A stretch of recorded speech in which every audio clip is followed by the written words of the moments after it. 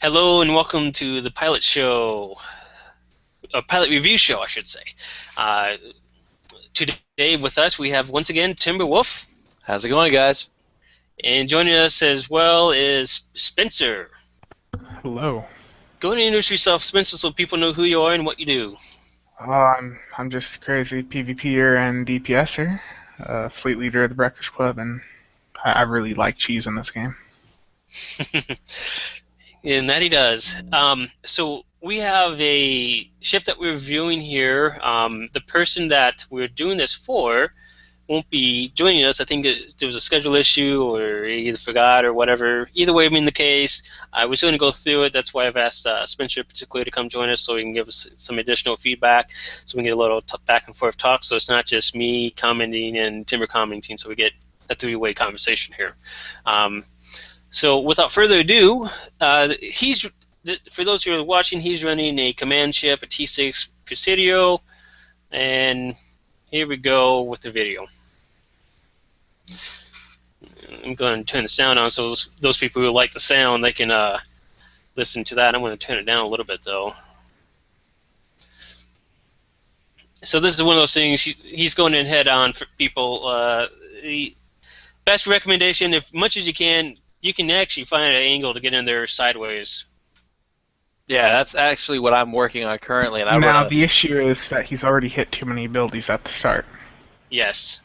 This is another thing. He's launching everything he has. This is one after the next, one after the next. And if you notice right there, he hit his heal before hitting his go down fighting, which would have provided him with a very large damage buff for 60 seconds. Yes. yes. So I'm going to stop here real quick here to go into a couple of things. The reason why we're saying he's hitting too much at the start, those cubes, should say that cube and those spheres at the start go down so fast that they're not even worth launching everything that you have and throwing everything you have at them. It's just you can save yourself all your stuff to do it on the left side and do it a lot better. And if you notice, this is also a infected space normal. This is not the advanced. There's no cube right here at the center. So What I do myself at the beginning, on that first, I do the little burst in with full impulse. Then I hit emergency powered weapons, attack pattern beta, and then fire at will in that order, yes. so that everything applies for that fire at will. Yep. All right, let's go ahead and go on. We'll be stopping this as we go throughout as we see things, so that people can understand some things, because we do these runs day after in, and this is some of the things that we know and watch. Which I'll say right here, he's approaching the transformer. Something I've been working on, and I've noticed it on a lot of super high DPS runs, so I know it works with double beam banks, and I've seen it with beam arrays. When you're attacking the transformer, you want to stay in the front of it, because that's technically its rear. For some reason, that's the flank. So you want to stop in front of it and activate your second fire at will. Since you're going to have two, you're going to do in a cooldown, a shared cooldown, and you'll be able to hit two generators and the transformer at the same time as the spheres pop in. All you need is someone to sweep the back end for the last two Actually, generators. if you position yourself right, it is possible if you go directly in towards that transformer, so you can, with dual beam banks or arrays, hit all four generators at the same time. Oh, okay. It's like right about here is a sweet spot, right about in this area. Okay, I've been working on at least two, but if there's four, hey, Yep. that's what I'm gonna work for. Yeah, and typically on my dual beam, I will say like right about over here where this one is, and I'll hit that one there, this one that's over here in this other corner, and this one in the back. But if I moved over just a little bit, that you can hit all of them at one shot. I've done it. I do it on the right side almost constantly. And once again, I mean, he's hitting this. One thing I want to point out is, we'll go back just a little bit here, where we can go back a little further. I want to point this out because it's one thing that did happen here. Here we are. I want to point this out here. He's focusing on the spears. You got a generator over here that got taken down. You got one here that's about to go down. at this point, you want to be focusing on those generators and that transformer. Your fire will get everything else. It will get everything else. I can promise you this. So sometimes it is best to ignore what's there. That the fire will do its thing, hitting everything that it can, while you take out the main focus points. Yeah, I have to agree. And he's at this point he's missing opportunities for fire at will, and he's got both of them at that point where he could have taken them out and gotten that. And it's just knowing your abilities as far as when to activate them when they're at their sweet spot. That's the biggest thing. And that comes with time. It's not one of those things. Absolutely. It's not one of those things that you know immediately. And sometimes it is okay to stop. It is okay to not fly around. Um, so that's one of those things just to be aware of. You don't have to be flying around constantly because we're in space. It is more realistic, but it is not necessary in this game. Which I will add with that being said, and I'm looking at your traits. I've pulled up your skill planner, which you submitted. Anchored would go a long way towards that because with the anchored trait, and I know it's a little expensive, but if you look at if you're able to grind EC or you get the right point on the exchange, you can get it for a decent price. That's a positive damage bonus while you're sitting there, and it stacks up to 4 times. So sometimes parking with the right traits or just the right positioning can do leaps and bounds for you. Yep. And one thing I want to point out here, while we got a good spot here to look at this, he's got pets here. Make sure you have your pets full up at all times. Put them into a tray so you can just use a number key and quickly hit them up. And one of the things I always do, this is my preference. You'll see on my videos that my pets are typically number 1 or number 2. And that is so that I can have a quick access to be able to just hit one button that's close to my WSD keys so that I can just quickly hit the 1 or 2 and relaunch pets as they go down. And they do help out with DPS a little bit. It's not a whole lot. It's just one of those things that will make a difference for doing more damage along the way.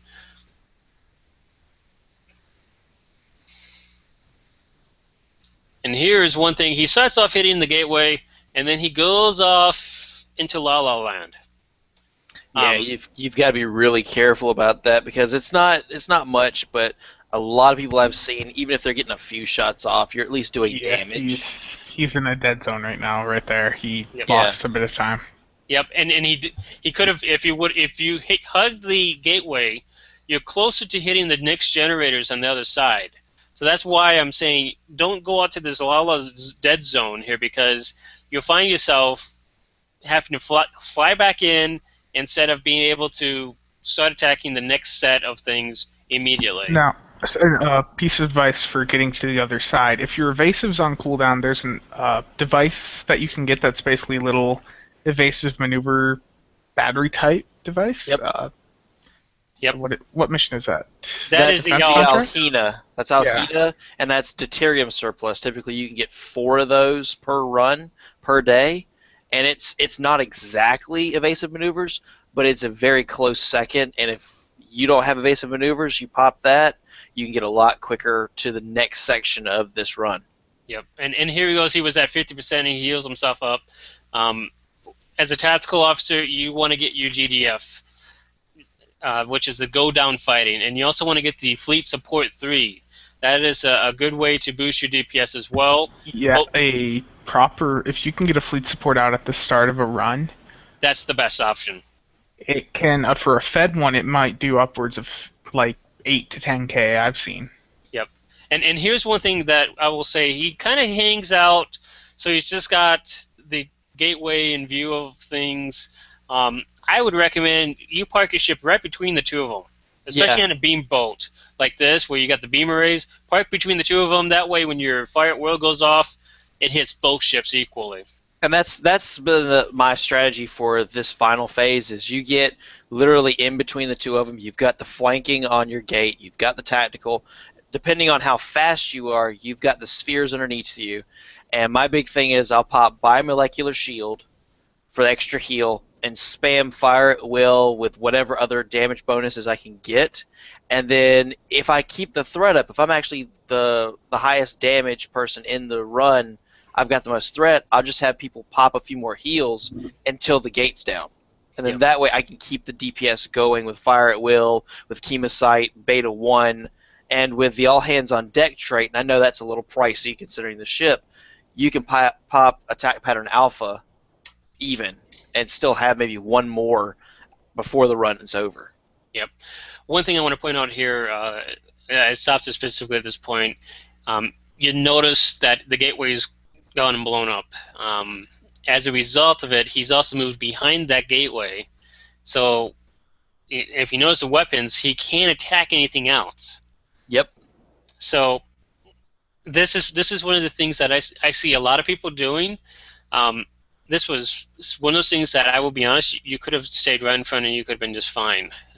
The tactical cube, it can do some damage, but if you got everyone that's out there in front of you, this is one of those where you get yourself into DPS runs, you get everyone doing the same thing that you're doing.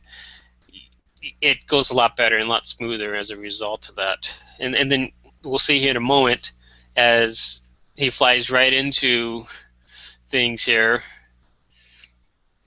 Gets stuck right here. I mean, Spencer can attest to this. I know I can. If you've got a DPS crew, you know they've got good DPS, and they're all, at the very least, you know they can each average, let's say 30k, for example, just an example. With all the boosts going, all the debuffs, all the damage increases, the threat can transfer very easily from one ship to another depending on what they're popping and what they're doing as far as distance, as far as damage. So you might be doing a good deal of damage for your own self, but at the same time you might not have the threat because someone's eking you out by 2%. Yep. So that's why a lot of times hugging the cube is that much better because, yeah, you might take a hit, but you're not guaranteed to always have the threat on you. Yep. And especially with the new trait that's come out, which is the point blank trait. That thing is huge in what it can do for damage, and it's a free trait. It's one of those that all you got to do, and he's of that level, he can run and do it, and very easily get it on a ground character if he's got his all of his people decked out and geared up properly, and be able to do everything properly so that he can go through the mission. I will point this out. My level 58 captain, or 59 I should say now, she struggles because I don't got her and her officers all decked out with Mark 12 gear. But my level 60, which is decked out with all his officers and himself and for ground items, goes through it easily and tears it up. Even just changed out the right gears. So with that, that's one of the things I wanted to point out. The other thing I want to point out here is the power levels here. Now this one might just barely be at 75 or just under. With DPS, to get DPS that's in good numbers, and this ship can do pretty good by itself. I will be honest on this. It can do pretty good by itself. You drop down the shields a little bit on the power levels, and you adjust that a little bit. You'll get your auxiliary there up to the 75 level. Still have high shields. In fact, what most of us do is actually we'll drop our shield and engines down to just the bare minimums needed once we have our leeches, so that auxiliary and weapons are at the maximum that the two of them can be. On my Federation captain, she's actually got 105 or 125, I should say, weapons and 90 on the auxiliary. So I automatically got 2 amp charges from my warp core, and we'll go into his gear right after this. And then I get between 80 and 90 on the shields and auxiliary because of the couple skills that I have, which he has at least one of them already. So obviously there's a lot of information here. I suggest Chaos Binders. We'll call you by your YouTube handle there. I suggest highly that you um, listen to this a few times, this particular podcast, because there's a lot of information in here that we're giving you. I Like I said, I really wish you could have been here so we could have asked you exactly what you're going to do. I can only guess doing an ISA or ISN run that you're trying to get into the DPS numbers. So that's fine and dandy. We can definitely help you out on that. So here's the ship build that is given us.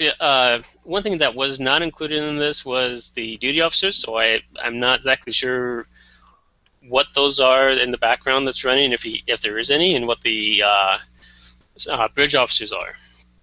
On this particular build, he's got a lot of healing going on here. I mean, we got 2 hazard emitters, we got a engineering team, we got a science team, a lot of healing going on.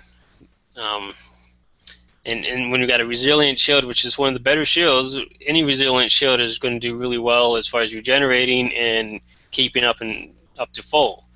Some of this is overkill.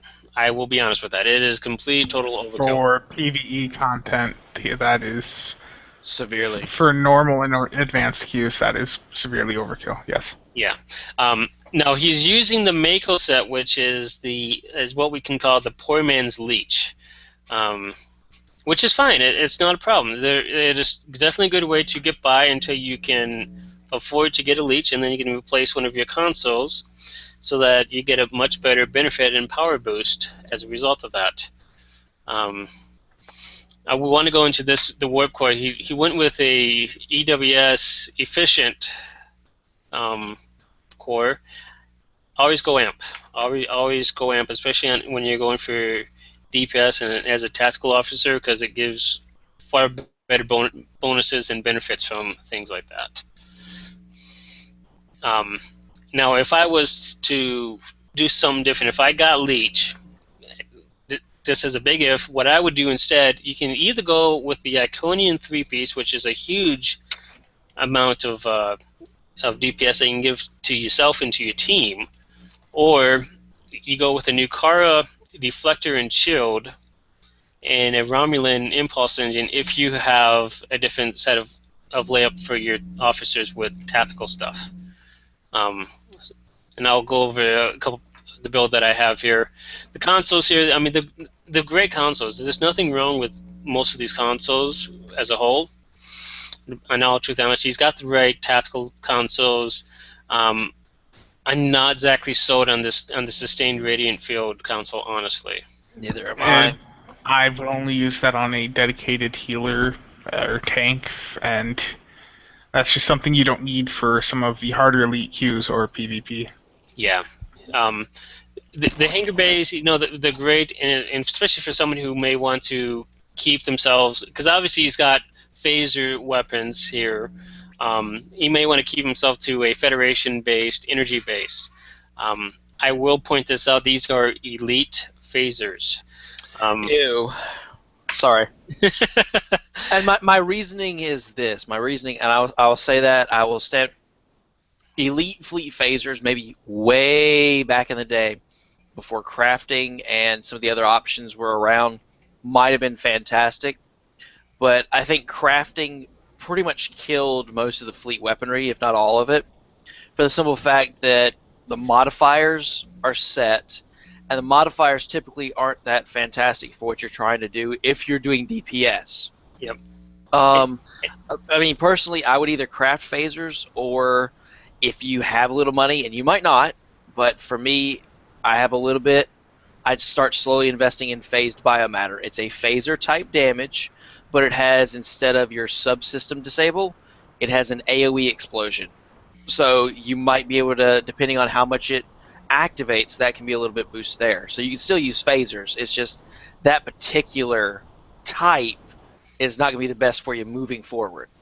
Yeah, it's one. The sad thing is, and the reason for this is the modifications on this.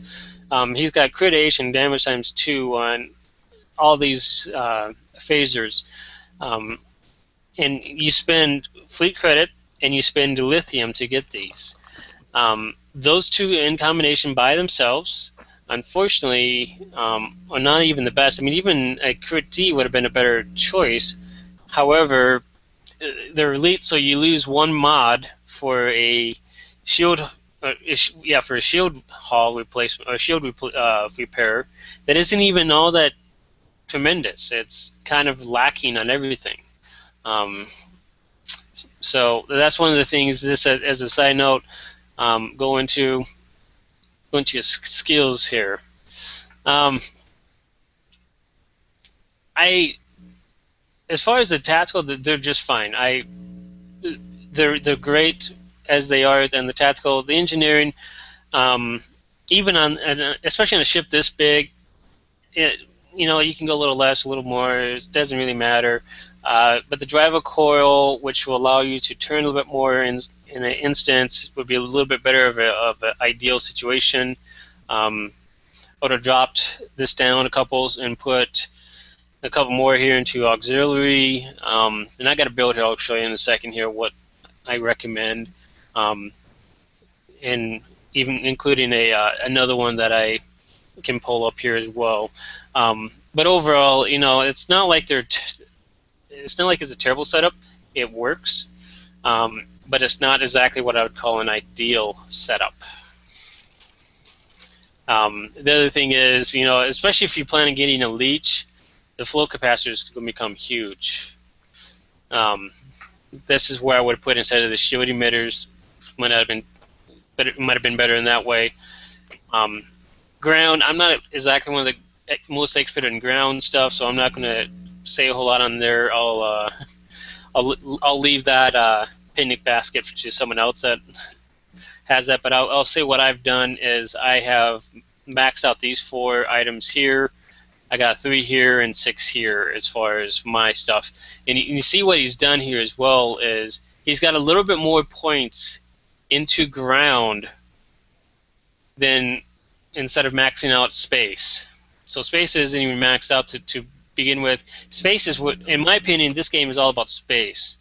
It has more space stuff than it does ground stuff as far as content that's actually more versatile.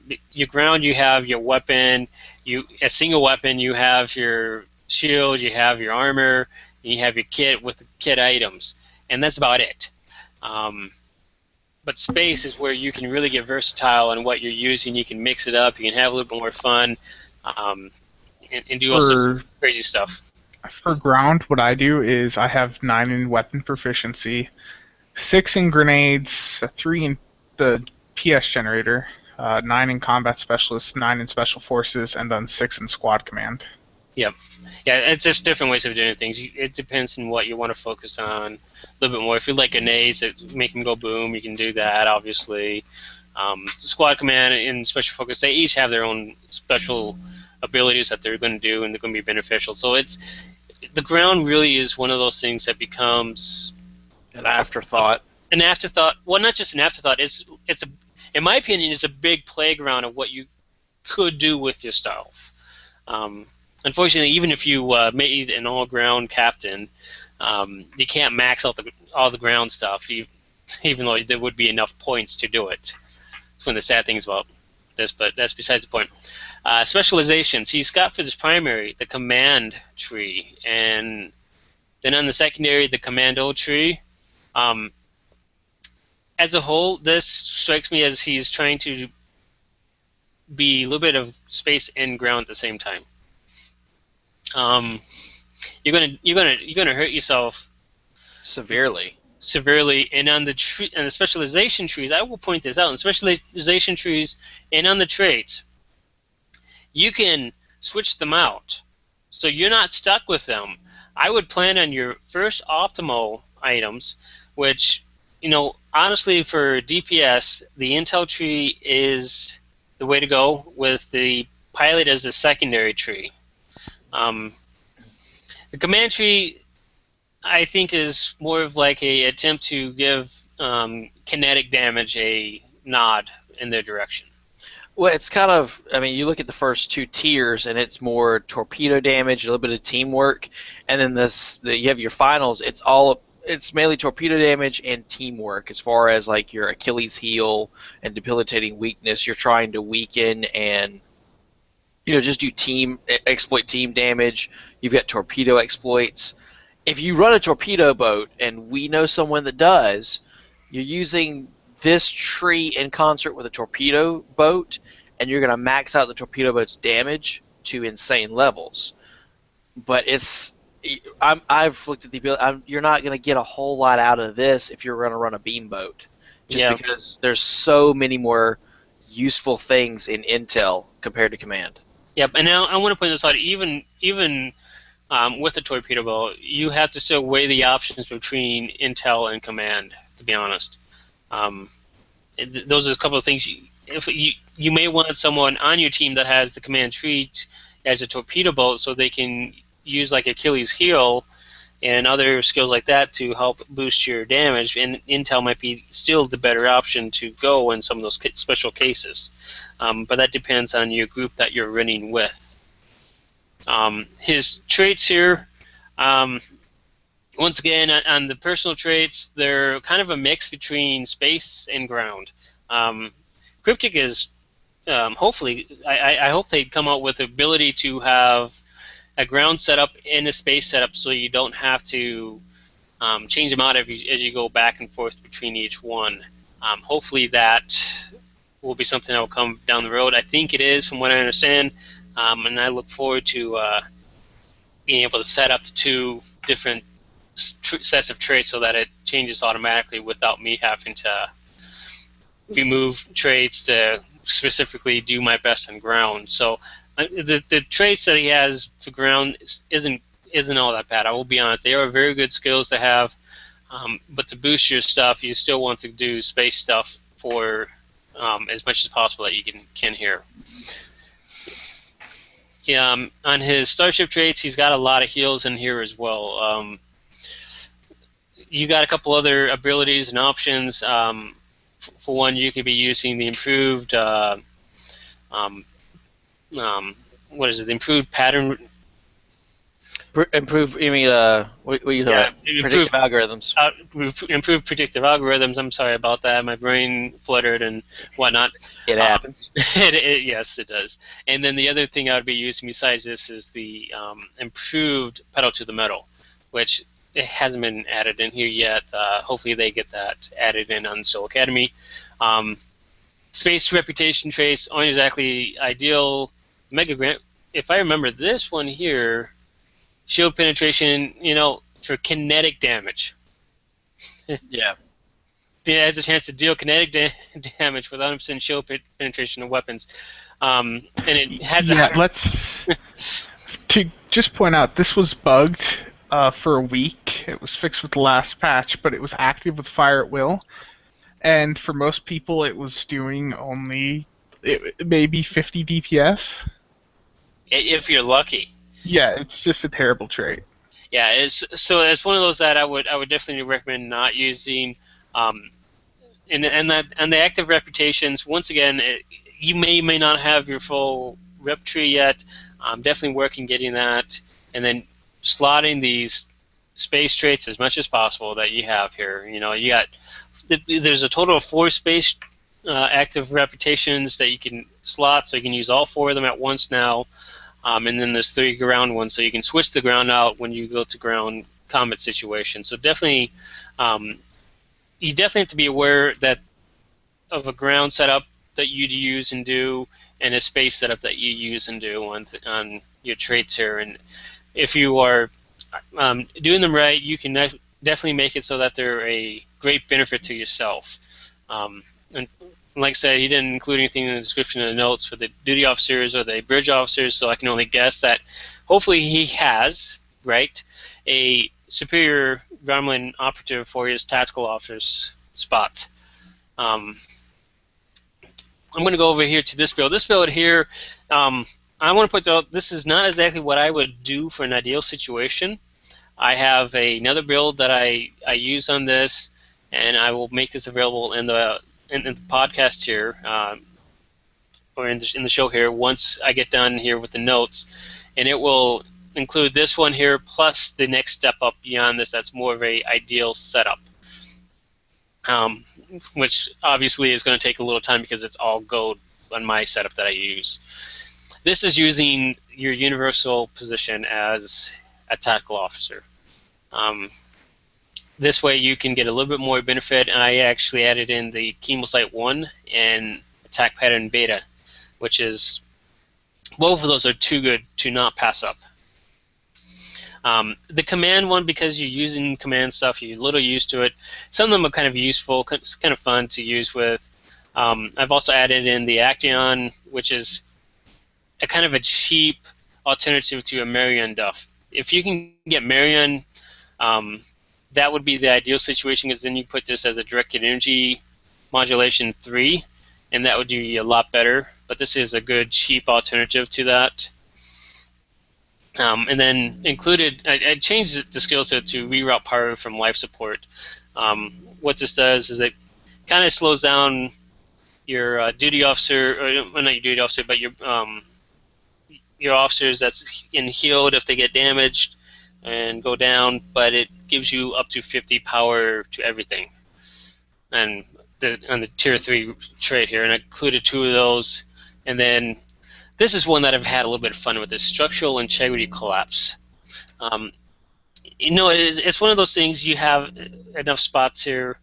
It's not necessarily going to make a huge difference, but for myself, this is one that I found that was kind of fun, and it goes right through the shields and it goes straight to the hull.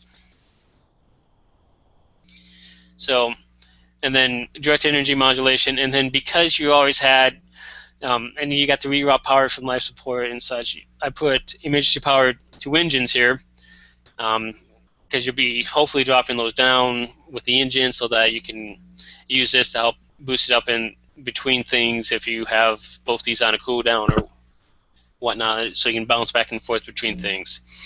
The other thing I've done here is on your Lieutenant Science, we got Hazard Emitter 1 and Tychon's Rift 1. Now, I won't explain what Tychon's Rift it's there for. You can use it during start just fine. Not necessary. Its biggest thing there is to help drop the shields on the tactical cube at the very end. Obviously, this is a situational thing. You may find it useful in other situations to drop shields when something's got a lot of shield. For instance, Cure Space Advance. You can use it on the cubes and on the infected carrier at the end. Both of those are good options of where you could use this skill in those cases as well. And in fact, that's actually one I got from Spencer. Yes, and if you have the Nandy trait, it is a great addition to it, because it's basically you could say a DEM plus Marion for 10 seconds up to every 30 seconds. Yes. Or 10 seconds out of every 30. Yep. And then I've also changed out a couple of the consoles here. So we got, and in the weapons are, instead of the elite phasers, we changed them to the regular phasers that you can craft. This is the crit D times 3 with pen. That alone will increase your DPS. If you did nothing else but got these up to Mark X, Mark 10, that alone would increase your DPS by itself. Now, also, just if those are too expensive for you, you can typically find some cheap Mark 7 or 8 phaser arrays that have at least crit D times 2 and pen. They're ultra rare and they may have like AC, crit H, or damage, but they'll be typically 1 to 2 million apiece. Yep, I always craft these myself instead of buying them as much as possible, because it's a lot easier, and there's a little bit of satisfaction of crafting your own weapons and then saying, yes, everything I have, I crafted it and I made myself, or I upgraded it myself. So on the consoles, what I've done, I want to point this out, I've added the kinetic cutting beam. This way, even if you're going forward, you still got 5 weapons that's hitting them when you're going forward. Anything that's in front of you anyways. If it's behind you, it's still 4. But this here is here because of a 2-piece set with the simulated module. It'll give you a little bit of energy resistance, drain, and plus 10 weapon improvement. So those are 2 critical things that I definitely recommend doing, because the ship is a beast turn. I kept in 2 consoles here that give you a little bit turn rate with the tachyon converter. and the hydrodynamics compensator. So that should do those pretty well. Then the bioneural infusion circuit, so that it will give you some good crit salve damage. This is one of the things that I do. Some people don't like it as much because it's not as reliable to them. For me, it's been very reliable because I can keep my weapons and energy powers and everything very high, and as a result, that allows me to get a lot better results out of my plasma explosions. But these are the science plasma infused. Um, in this case, I would go flow capacitors, planning on getting a leech eventually down the road. I would plan on that leech.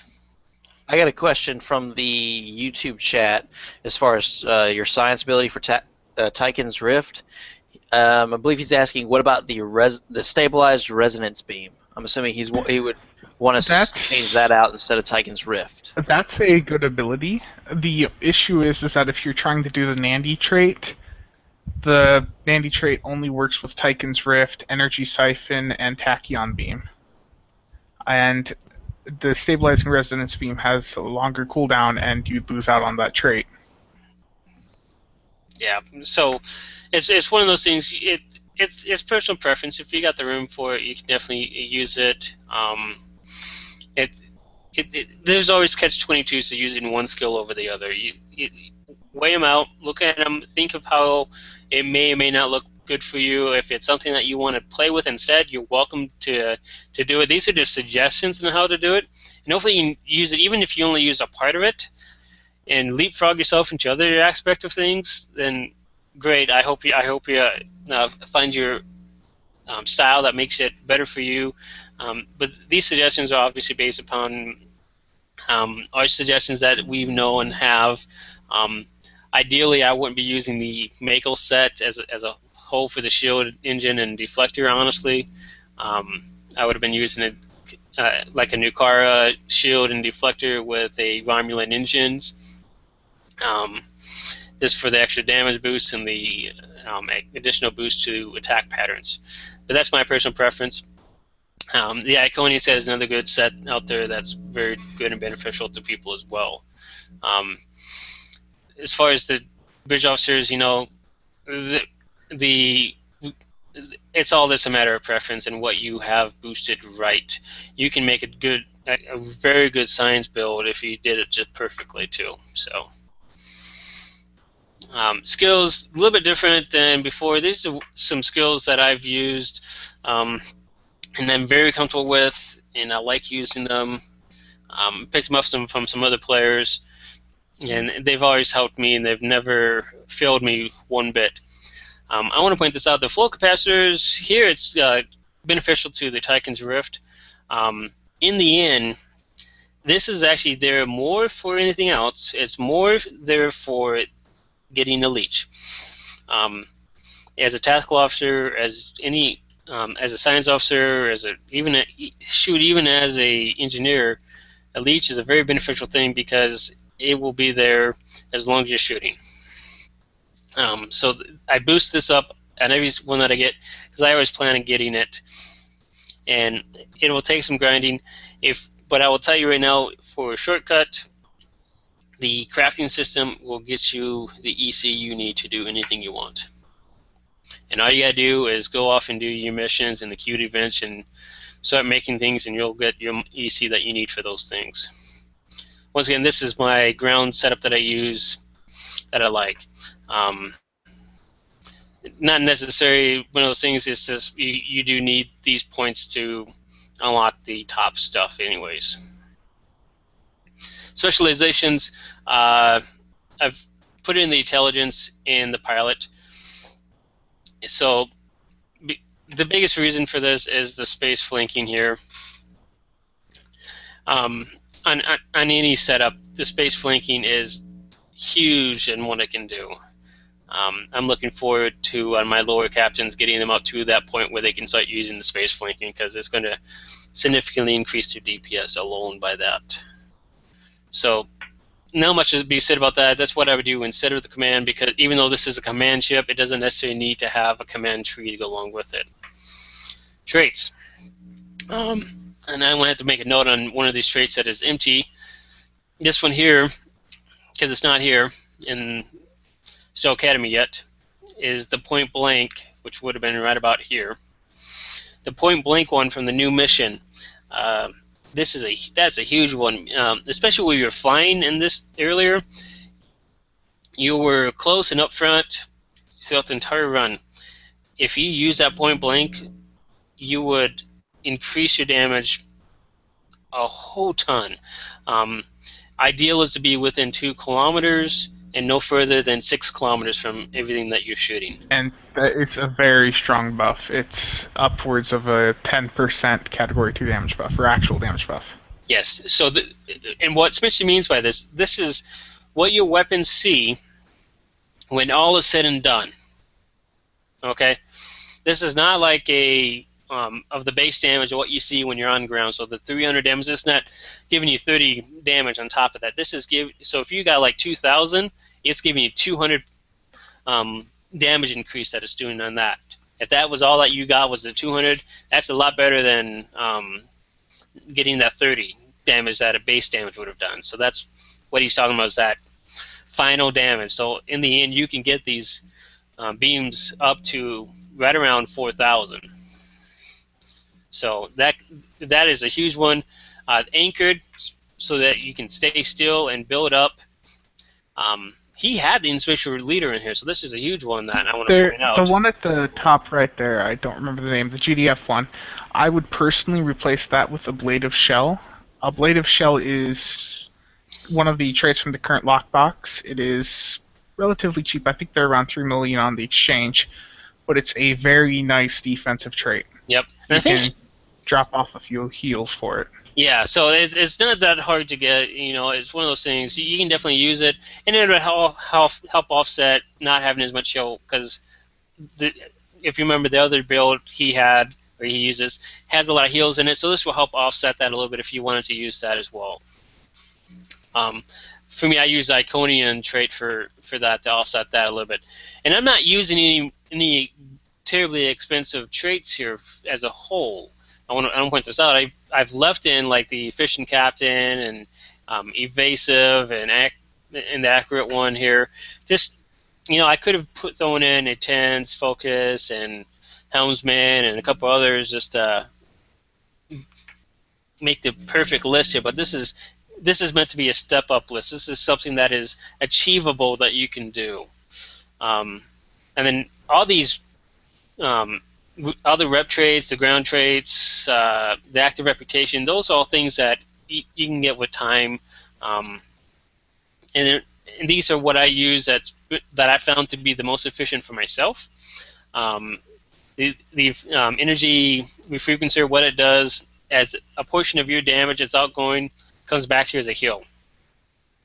It's got a percentage amount that it gives you and a percentage chance that it gives you, if I recall. Then I've replaced 2 of the traits that he had here with Pedal to the Metal and in the improved predictive algorithms. So those are 2 that I use almost without end. I mean, it's great that you got the Hypocrisy and the All Hands on Deck. Those are 2 great skills. Great job on getting that. That's one of those things that not a lot of people do. And then, once again, like I said before, the active reputation, those are definitely top to get to equip those out. Now, you got 2 tactical officers. I would get the NBC superior Ramen operatives to fill that up. Now we'll put a note in here. You also want to get the science pirate, which comes from a mission. Okay. So it's not like you have to spend anything for this one. And then the 1X, this is the engineer, and the T4 diplomacy, Duff mission. Okay. So you get those 2, that's going to increase your damage. And give you an idea, I probably, just adding this science pirate alone, which a lot of people call the potato head, that alone probably increased my damage about 10K. Either that or I had a really good run that time. I don't know what. That was the only thing that changed from previous runs that I With had. your docs there, the one above Keel L, that's also Warp Core Engineer, so you can't slot both of them. Which one? The one above Keel L, Jureto. Oh yes, you're right on that. An alternative, I guess you could say, like a Dicroc or Terranuke to get the plus 20 shield power when firing energy weapons. A Dicroc is a little bit expensive. I will point this out. When I looked at him, he was about 18 million. You can either do that or do a third damage control as a temporary thing until you replace that. Um, but and then you don't have to necessarily get the very rares, which are the most expensive. You can get rares on these and be fine for use that for temporary means. Um, and then I've added in a note. I'll add a few more notes in here before things are up here. But adjust the power, like I said, adjust your power so that you have max weapons, less shields, less shield power, I should say, and then make sure that everything that you have after you get done, when you get your repository and your adapted Mako Pointman Leech, for lack of better words, going through, so that you still have 75 and everything with an amp warp core from the Fleet Spire. Um, so you're going to have to play around with this because I don't know exactly how much you're getting from those right now. So this is obviously going to be a little bit of a back and forth playground to figure out what's the best options. You will want to change your power bar so that instead of being the bar, it's actually showing you numbers so you can watch the numbers. And like I said, make sure that they hover right above 75 or higher. That's one thing I would definitely aim for. Make sure those are at that point or higher so that you got those going on. So that is some of the things I have here, and like I said, I'll include a third list, which is one of the things that I show a lot of people, and they go, "Oh my gosh, what the freak! I can't afford this list." Okay, and I'll show you guys this for a quick little example here. I'll say that you can. It takes time because one of these lists that Scott has, it took me about 8 or 9 months to save up for it. Now, of course, some days I'm only in for an hour. Some days I had to play a few hours. It's achievable. You just have to have the patience to do it every day or whenever you can, and it's achievable. You're just not going to have it tomorrow. That's the only thing. Yep, exactly. And I've not yet gone through my old list to replace some of these sets with the Iconian set. If I was to do that, the Deflector, Impulse Engine, and Shield would become the Iconian set for myself. Either that, or I would replace the Warp Core with the Iconian and use the Impulse Engines from the Ramen set. I'm not decided on that yet myself. That's going to take some testing. With your conductive RCS, I'm assuming that's an EPS version, right? Correct. You would be able to do the Iconian core. That would compensate for the loss of EPS. Yeah. That's kind of what I was figuring on. That's one of the things I use. The other thing is the traits is another oh my gosh thing. I still got to adjust this for the new trait that's come out, but it's got Fluidic, Cocoon, Helmsman, Intense Focus. Those are all mega expensive still. You're talking 20 to 30, I think even 40 to 50K million EC. So some things to be aware of. And then the duty officers is where the major kicker is with Dyrene, Zemock, Marion. He's laughing because he knows how expensive Marion and Zemock alone are. Zemock and Marion are averaging each about 60 to 80 million apiece. Your Dylene is going to average 20 to 40 million. I have a Bada, which is the same as a Dyrene, and I only looked up because someone posted it missing a 0, so I got it for 3 million instead of 30 million.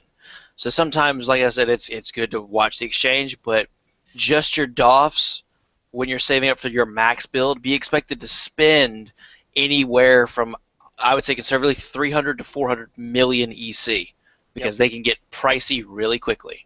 I spent about 400 million EC myself, getting the duty officers and the traits that I needed for a new officer that I did.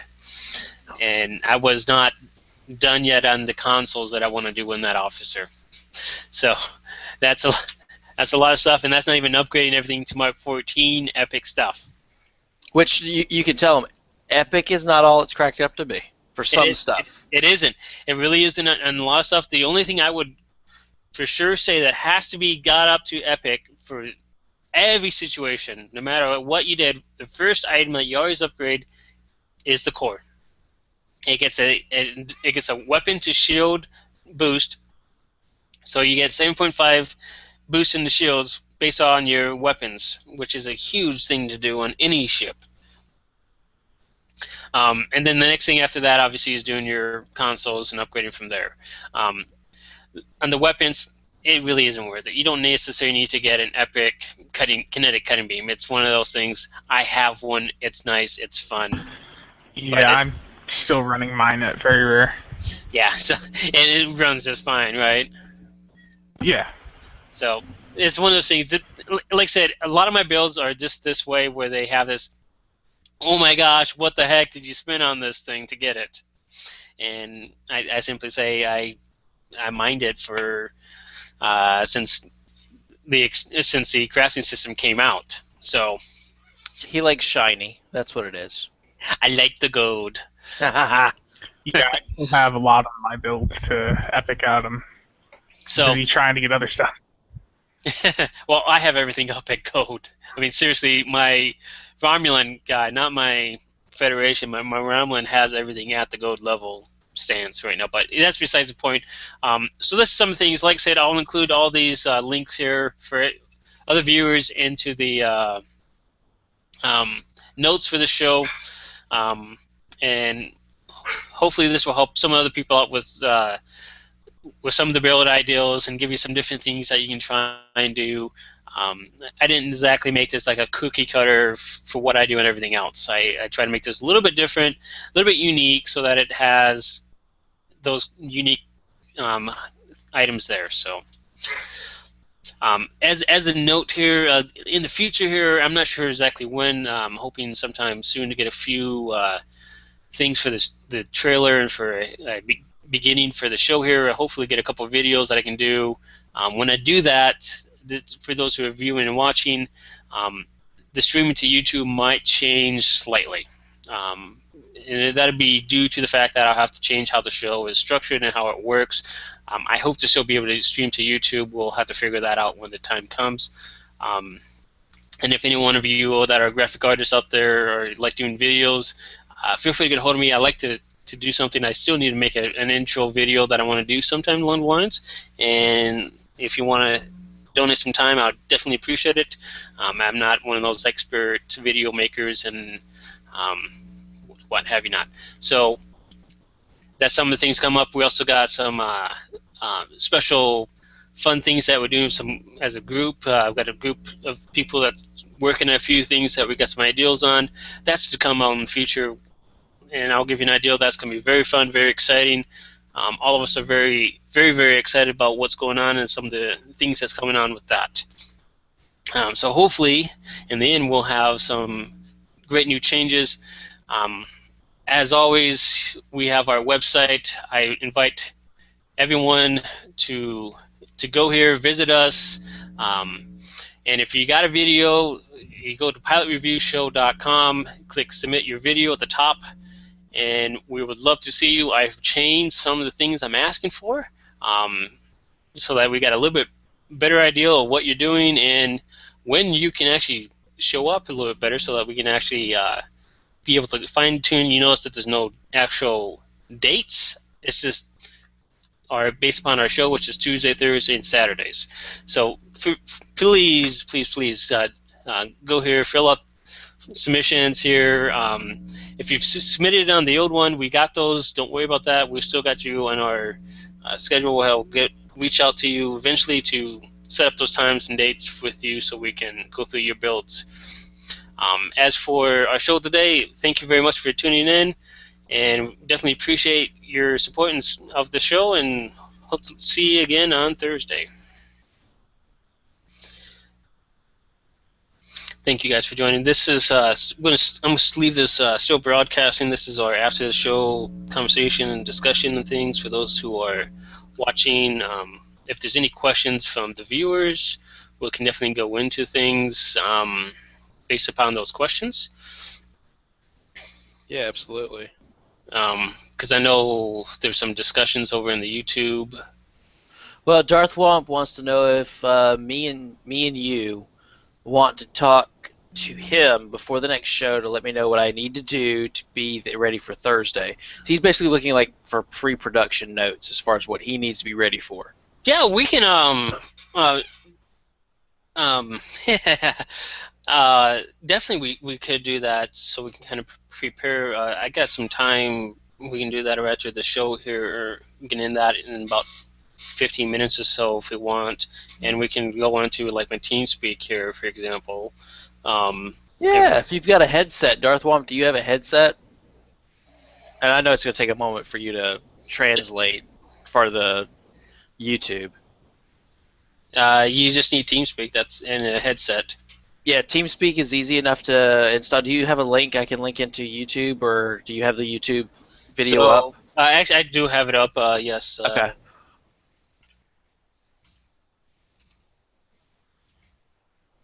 And TeamSpeak doesn't take up a lot of memory. It's very easy to use. It's really very easy to use. Yeah. So let me switch over to my TeamSpeak. Actually, I think All right. Wait, just let me make sure I've got yours up.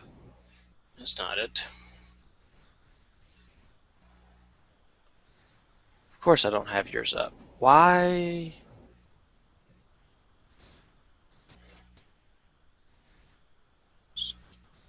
Why do I got? I got like 3 for the DPS channels here. Jeez. We've got too many TeamSpeaks. There we go. Now I need to bookmark this thing. There we go. Okay. Well, I have to I'm do. on your TeamSpeak right now, so. Yeah, no worries. 5. I have to do something a little bit different because I don't have the DNS internally set up, which it affects me very little, if any at all. Yeah. So I'm like, I don't really care in my aspect of things, but here we go.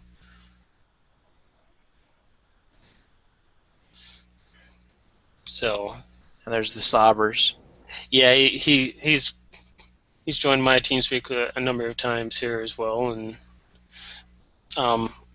you know, so Spencer, have you used the Nandi and its trait yet already, or? No, I do not have that yet, and I didn't feel like spending 1,000 Lobby on it. Yeah, those people are crazy, by the way. Yeah, it's insane what you can do in those things. Look, I am insane, but I'm not that insane. We know you're insane. I mean, that's obvious.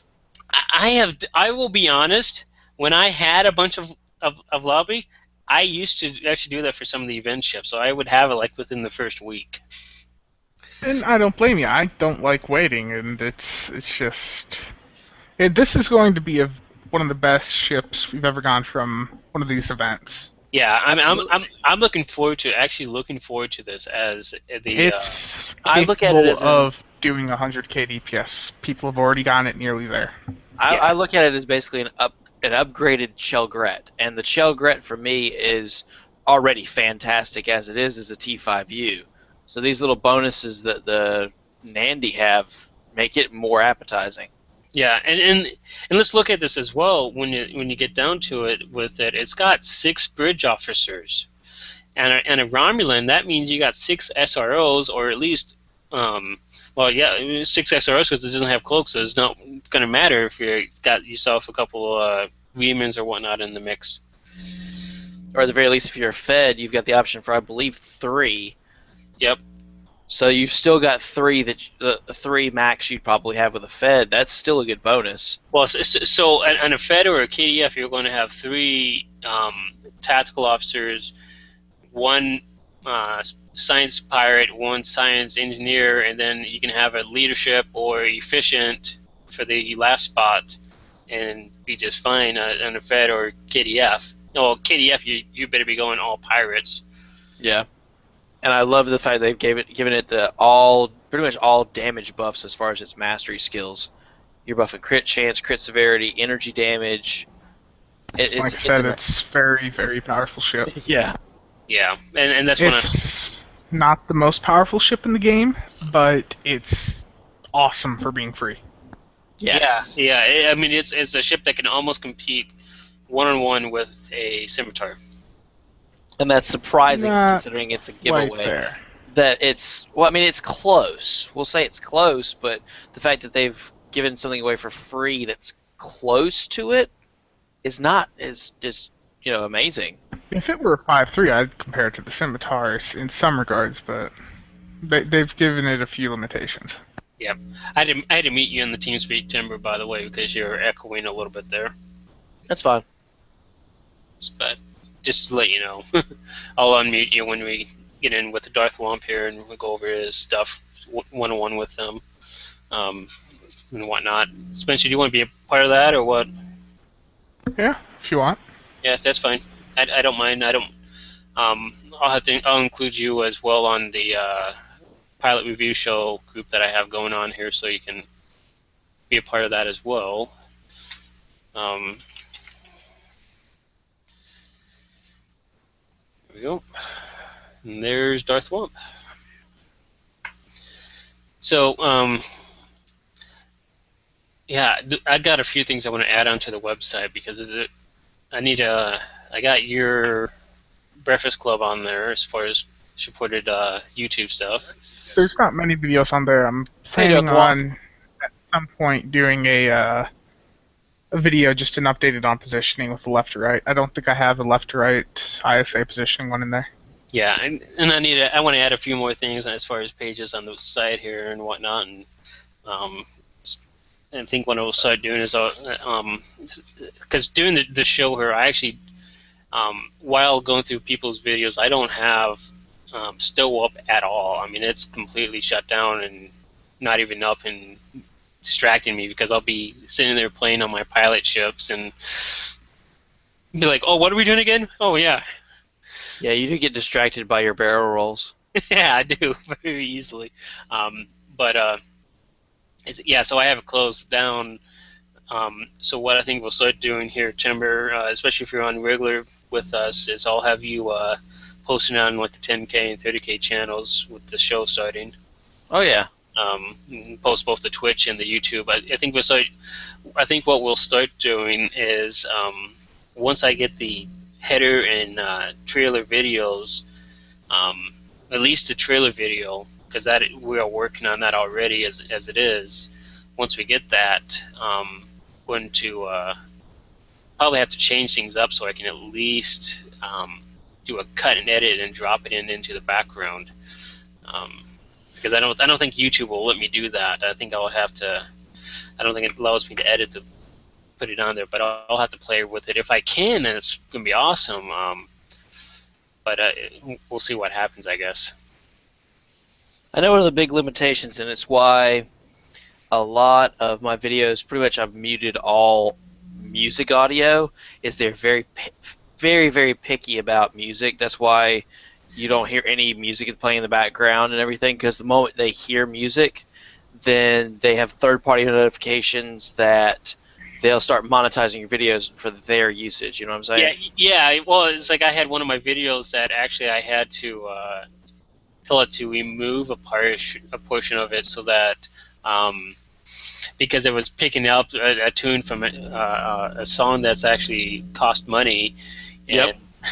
it's like, okay, well, I can either just remove it out or I can completely replace it. And it was only like a 15 stance that it had this particular beat that was either similar or exactly on with this other song that they didn't like.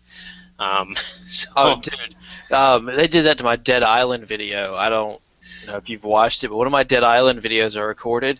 All it is an instrumental, and it's kind of like a dun dun dun dun dun or something in the background. And it's only maybe a minute or two out of the whole video that it's clear and you hear it, and they monetize the whole video for that group on those 1 to 2 minutes. oh, the problem I had is that I couldn't monetize it because I try and monetize it so that if there's anyone that clicks on a link that they can help to sponsor, or not just clicking the link, but clicking a link and buy whatever the link is for, and help sponsor the things a little bit more. But I couldn't monetize it because it was a video that was of a certain stance. Oh God. So I'm like, what the heck? Um, and going off on that and stuff like that. So it's one of those things. YouTube is so picky on what it will actually do, and it's great.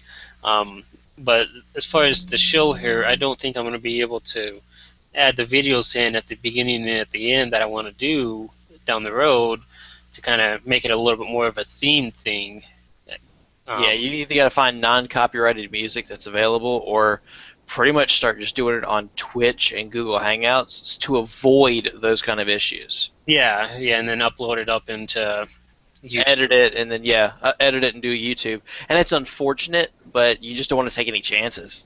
Yeah, and it's one of the things I'm going to have to do and look at. But it's getting to the point where I can actually do a couple intros and actually do some cut and paste, so that it's got an edited version of it and whatnot. And if I felt I needed to, so I can do stuff like that, and it'll be good for those benefits of that factor. But doing the video itself, like once we get past the beginning, I'm not going to care if I stutter or fumble, because that's part of what's real. The beginning is where I'm going to be very particular, and I'll probably end up like the intros.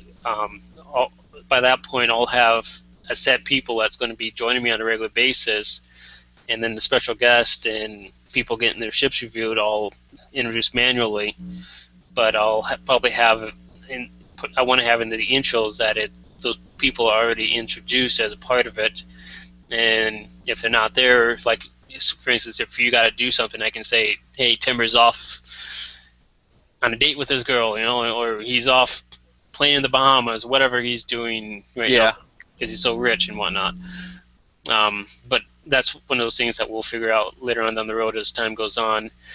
Tuesdays, one of those days that let me look at the Twitch. It looks like there's only 2 on Twitch right now. And, yeah, it's something we'd have to advertise for, because you're just going to have more options and less limitations with Twitch, and that's something I've been looking at with the giveaway video I'm going to do.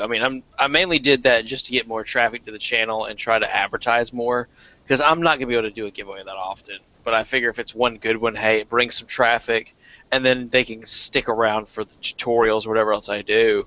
Yeah. But if I want to do an hour-long giveaway and be able to relax and listen to music while I'm blowing up crap, I'm gonna have to do it on Twitch, because I do that as a live stream to YouTube, and it'll get flagged and restricted and God knows what else. Yep, and that's one of the things. YouTube will be there for the replays, and then Twitch will be there for the main, because that's where a lot of people get. And I've had times when I've had almost 10 people in this room, and I've only been doing this for a short period of time, as it is anyways. I'm going to go ahead and stop the broadcast here. We can go into discussion with Darth Wampy in a little bit. To kind of go over his build and some things and questions we'll be going into. I'm going to go